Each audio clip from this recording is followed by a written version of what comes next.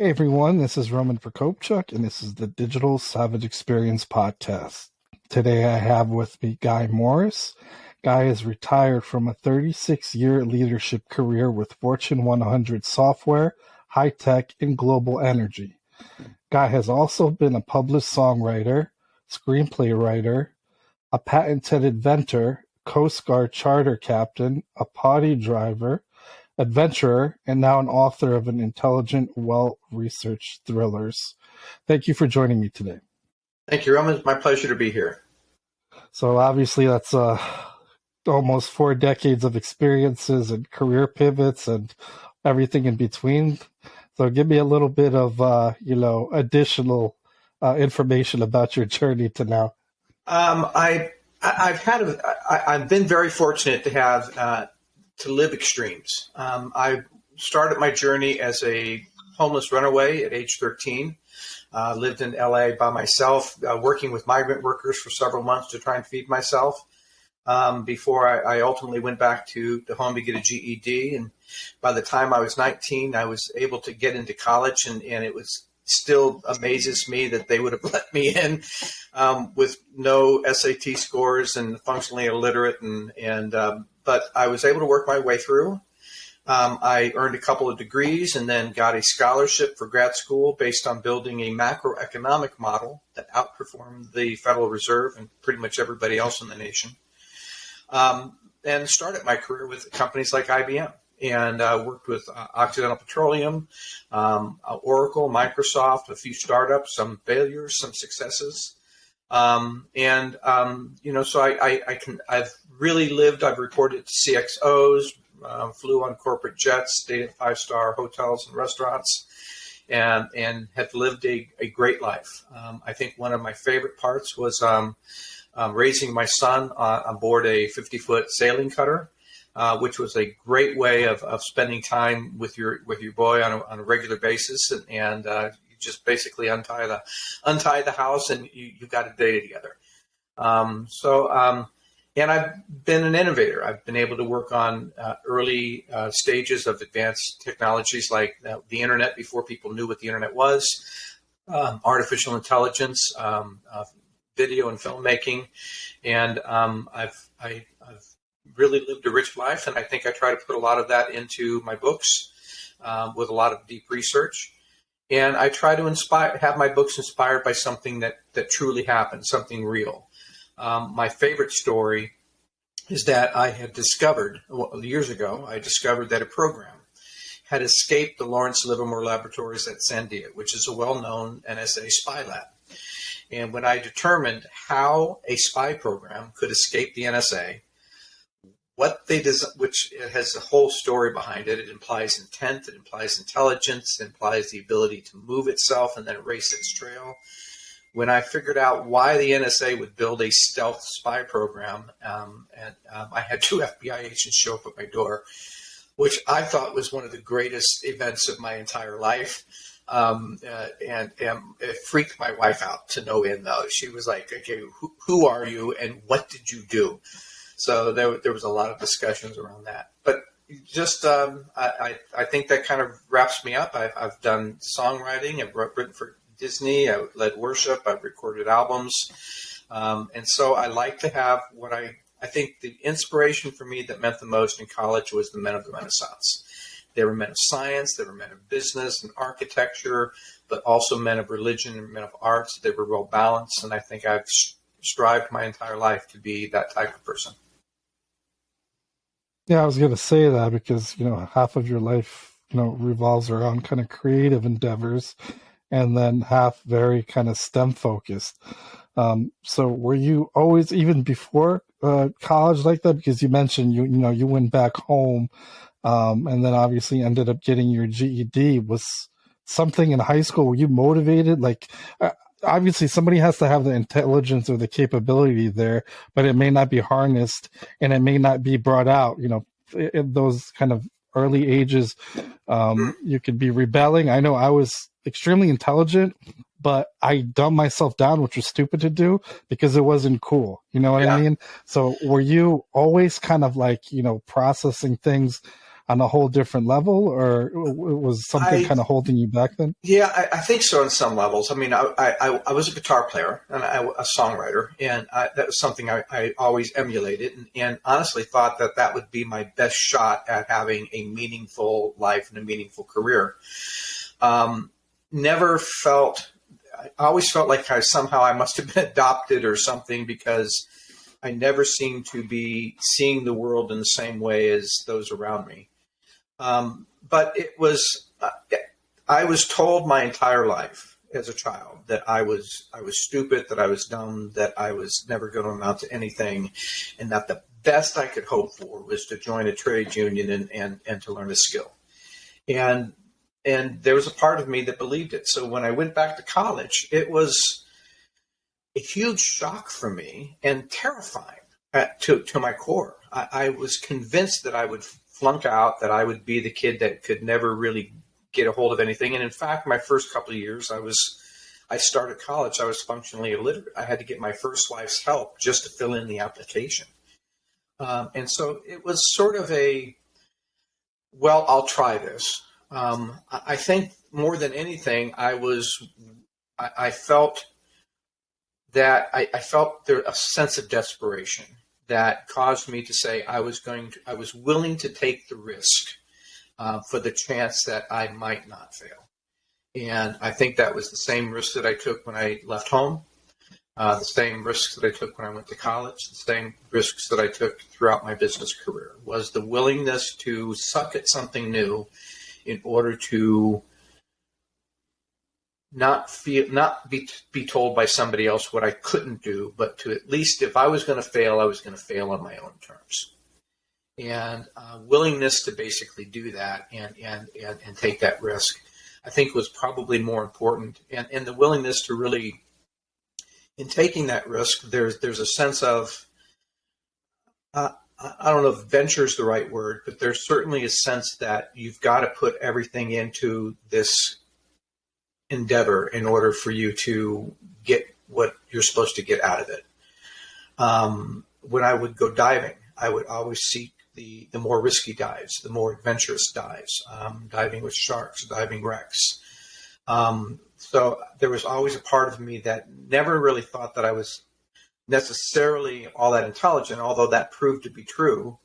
I never really thought that way growing up. And it was more of one of the best lines in any movie that for me really hit home was in The Knight's Tale with Heath Ledger. And he said he wanted to change his stars. And I think that probably drove me more than any particular ambition, was just a willingness, a desire to change my stars from what it was growing up to whatever that would be in my adulthood, never wanting to let my past define my future. And I think that was probably the most important aspect.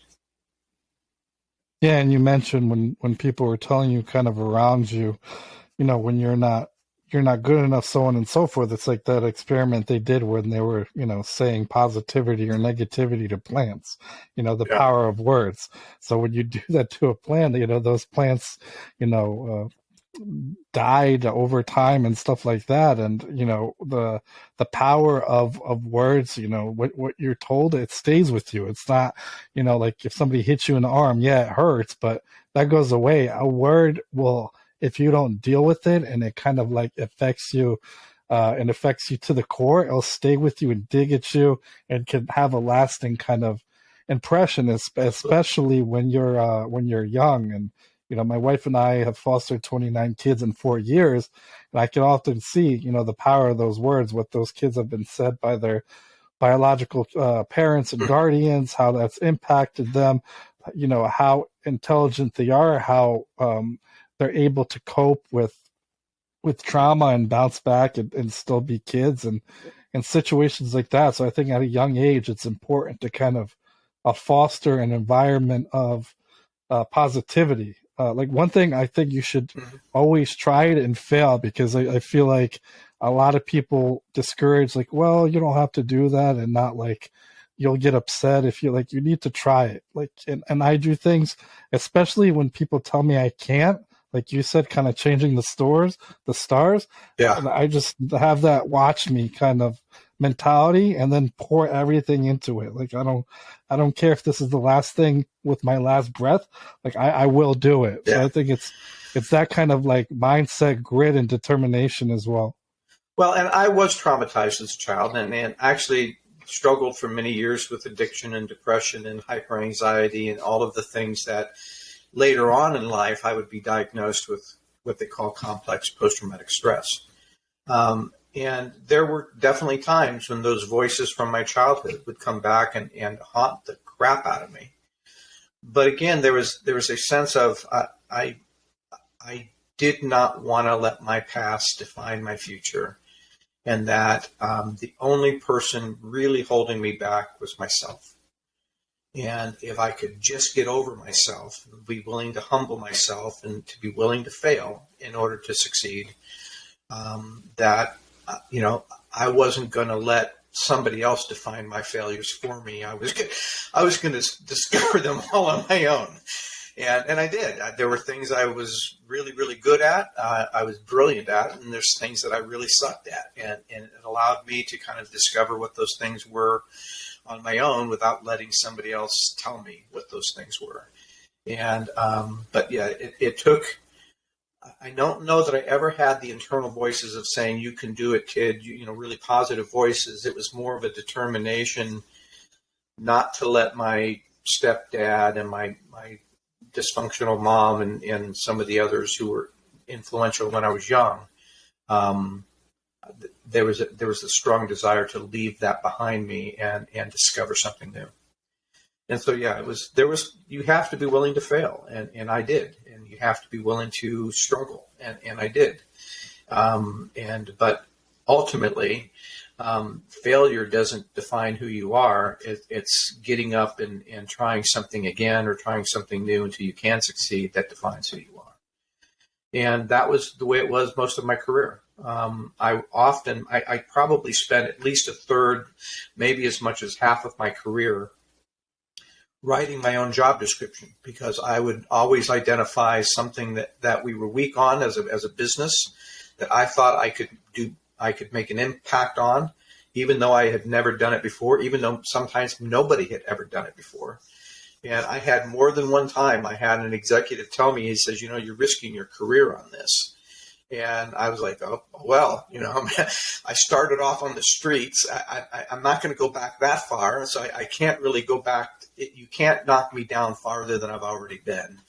And so I decided it was always worth the risk. And most often, not every time, but most often that paid off for me. And I was able to move the needle forward, change the business in some profound way that would affect it for decades to come. And as a result, I got to grow in that confidence that I could apply myself to something and find a way to make it work. And a great part of that was surrounding myself with people that I always felt were smarter and better than I was, and then doing the best I could to empower them. And that was a huge piece of it as well, was learning that I needed to create the environment that I always craved, right? A positive one, an optimistic one, a can-do kind of environment with smart people, creative people, loving people. And if the thing that I felt that I had always been denied, I wanted to try and build. And as I said, that came with successes and failures, but the overall lifted me up in a lot of ways. Yeah, and I think, like you said a little earlier, I think everything in life is a lesson or a blessing.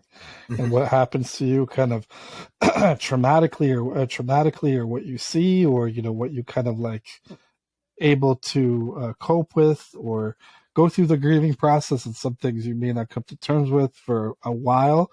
I think it's important to understand that, not using that as a crutch, because a lot of the time you start using things like, childhood trauma and then defining, well, this happened to me, this is why I can do X, Y, or this is why this happened to me because, using it as, my dad wasn't around, or, my dad, beat my mom and, my family members, and I saw that, and now I can't, do this. So rather than, at least me personally, I use that as fuel. So, when I saw that, I, at some point in my teenage years, said if I ever have kids, or, if my siblings have kids, or kids of friends in my life, I'm going to be a better role model, because that wasn't presented to me, and use that to fuel a better version of myself. And not, if, let's say, a parent was, which I see a lot in the foster care system, Yeah. a drug addict or alcoholic.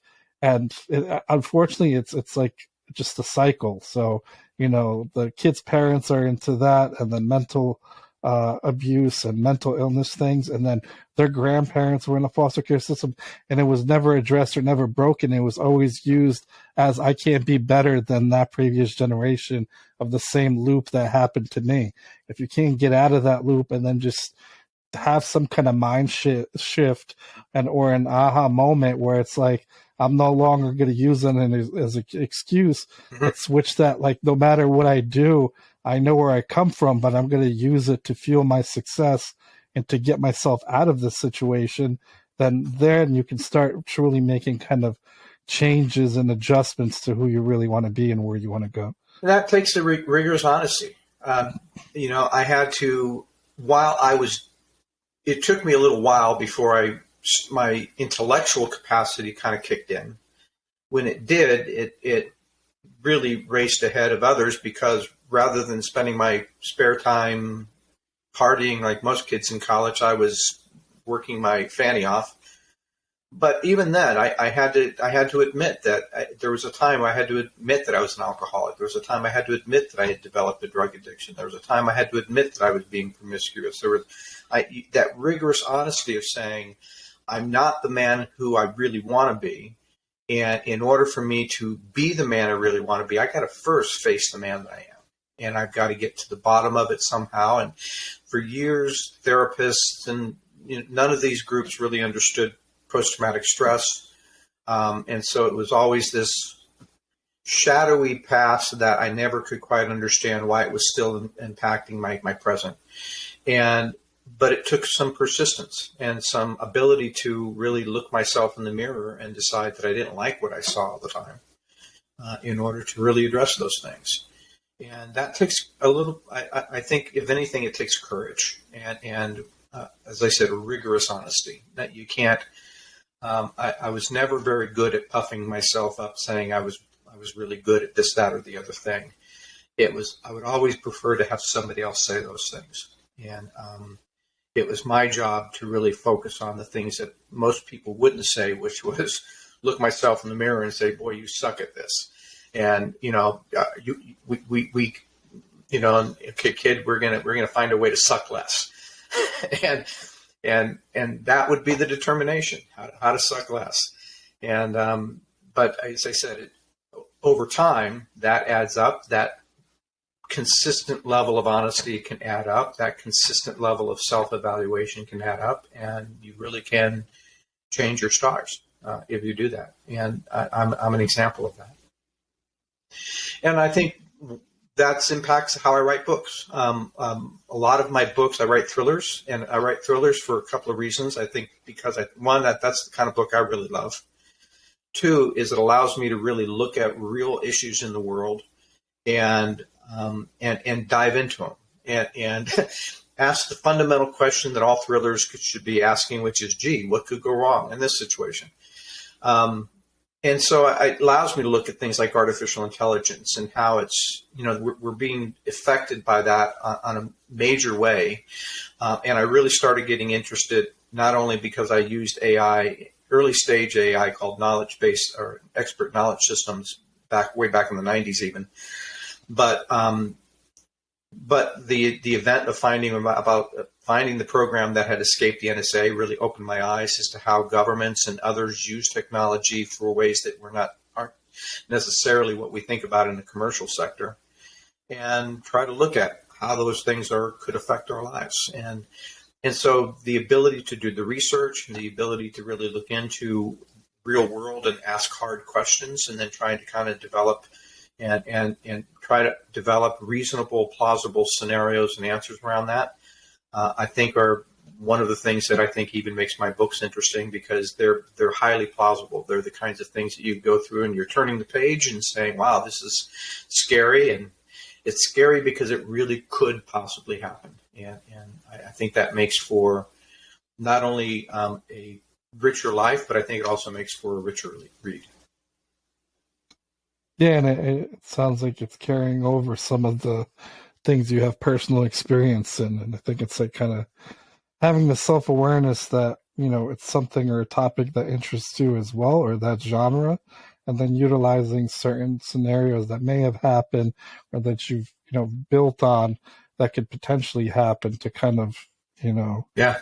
craft that story. And I think with everything in life, like you mentioned, kind of like getting through certain things in your life or kind of in the workplace, your strengths, your weaknesses, you have to come to a situation that, look, you're good at certain things and you're not at others. Finding the people that can plug those holes, like you said, finding those kind of like, I guess, rock stars in their own way, and creating a team that's functional and that can get kind of stuff done. But you can't do that without being self-aware. So Yeah. oftentimes people think, I can do everything.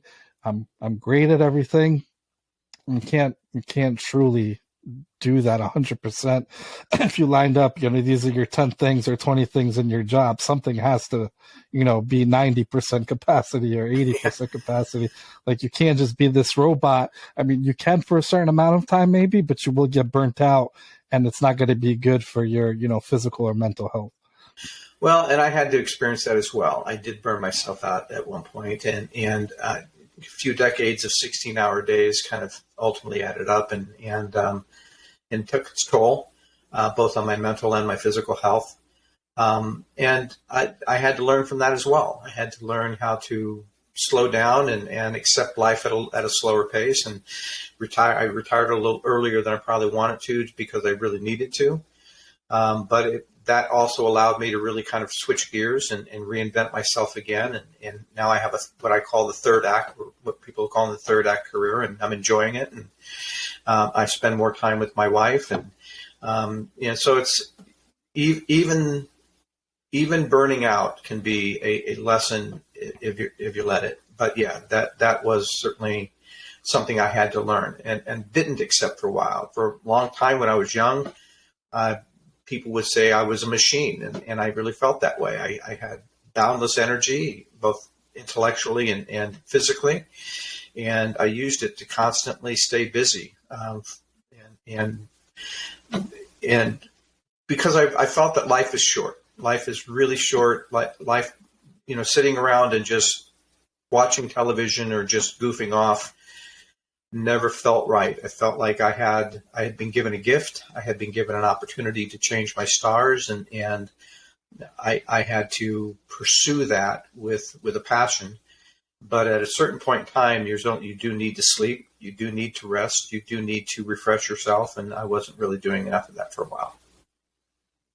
Yeah, I think the importance of that, especially when you see a lot of tech founders, people in the startup space, like the rates of suicide are so much higher because they can, burn themselves out. They're carrying kind of the weight of the success of that company on their shoulders, and sometimes they, think there may not be a way out, unfortunately, and especially in kind of like now the economy is going one way, and different, venture firms and funds, things aren't getting evaluated like they did, 3-4 years ago. So that, and I think a lot of people, I think in my 20s, I felt kind of invincible, especially like, mental capacity and being able to work like, 10 to 15 hours, like for something that involves a large mental capacity, and then going to like play basketball, like pickup games for 5 hours straight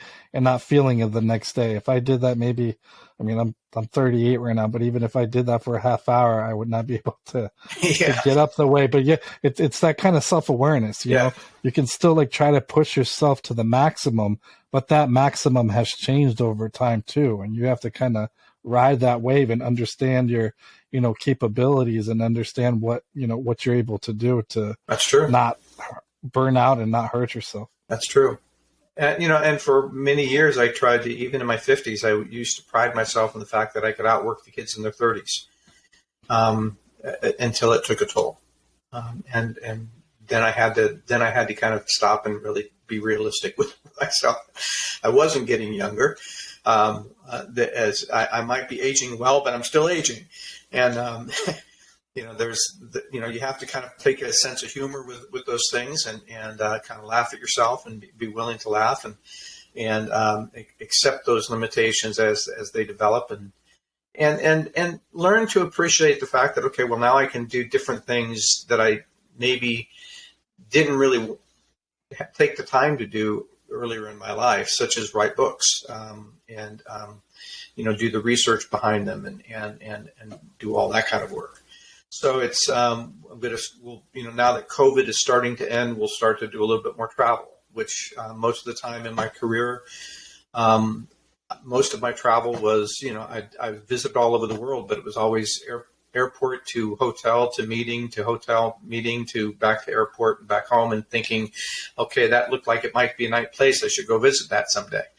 And, you know, very, very few times did I really kind of take the time to really go and really enjoy myself. And those were few and far between. But those are becoming more important. And I had some wonderful experiences. I was diving in with sharks in Tahiti, and I explored caverns and cenotes and underwater roads in Belize and Mesoamerica, and you know, but I didn't do that enough because I was obsessed with trying to find this version of success, and that obsession was one of the things I had to really kind of face and say that's not a healthy obsession. That being successful is good, but you can't make that your only goal in life, because other things will suffer. Yeah, I agree. And kind of having a unhealthy, I guess, focus on it. I think the most important thing for me is time. Yeah. So with like money, I can always find an endeavor. I know I'm smart enough or have enough experience in the field that I've been in for 15 years to, if I need to generate revenue, I can generate it. But nobody's ever going to come to me ever and say, hey, here's this hour back. Yeah, so I think like that's right. At this point, you know, regardless of what it is, sitting through, you know, Zoom meetings with like 20 people that it could have been answered with one email, stuff like that. And it's like the value of time is so not, well, for me, or at least even kind of in Western societies, because I feel like Europe and other countries, they value kind of your rest and your break. Like the vacation time is more, paternity is a few months, maternity leave is like up to a year, and they value kind of like, I always say there's no truly 50-50 split in terms of work-life balance. Like one has to give and take, but countries like that value it seem to be a little bit closer to that. And kind of with travel, I often say, you know, if you could do it earlier where you have that energy and, you know, you're healthy and athletic and fit, and, you know, your mental capacity is there, do it over time, because that enriches that experience of that part of your life as well. So like travel throughout your whole life and, you know, enrich your 20s, your 30s, 40s, so on and so forth. And I think every place I went, I've learned something about the people, the culture, Exactly. about myself, and then taking it back home, and then appreciate the things I have personally more as well. Yeah, exactly.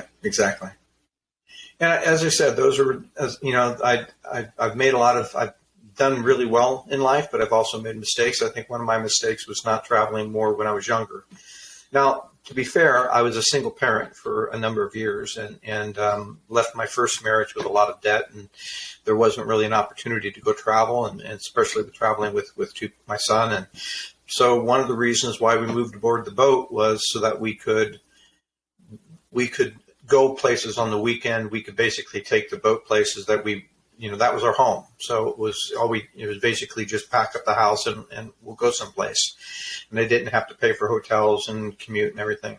So that was my way of doing it then. But yeah, absolutely. I think travel throughout your life is really important. It's really important to get out of the chaos and insanity of the United States at times, to go see how other people are living, and both good and bad. And I think one of the most eye-opening experiences I've ever had was on a couple of trips to India, and this was as an executive with Microsoft. But seeing just the sharp contrast between the extreme wealthy and the extreme poor, and recognizing that the blessings that I had in our life. So yeah, I think travel can really enrich you in 100 different ways, and do it as often as you can, as much as you can, as early as you can. I would agree with you. I think that's great advice. So I really appreciate you coming on today. Can you let the audience know how they can find you or anything else you have going on? Well, the easiest place to find my books is GuyMooresBooks.com. That not only has buy links for the books, but it'll have image libraries of actual locations. It'll have links and highlights to some of the major reviews on the books. There's some videos and fact versus fiction pages. So if I like a Dan Brown novel, I'll fill the book up with a lot of facts and just weave the plot around those things. So you'll go your fact. No, I made this part up. So that's always helpful. Also on LinkedIn, Twitter, Facebook, Instagram, and it's easy to find me if you look. Awesome. Thanks again for stopping by. Thank you, Roman. Really appreciate it. Have a great day.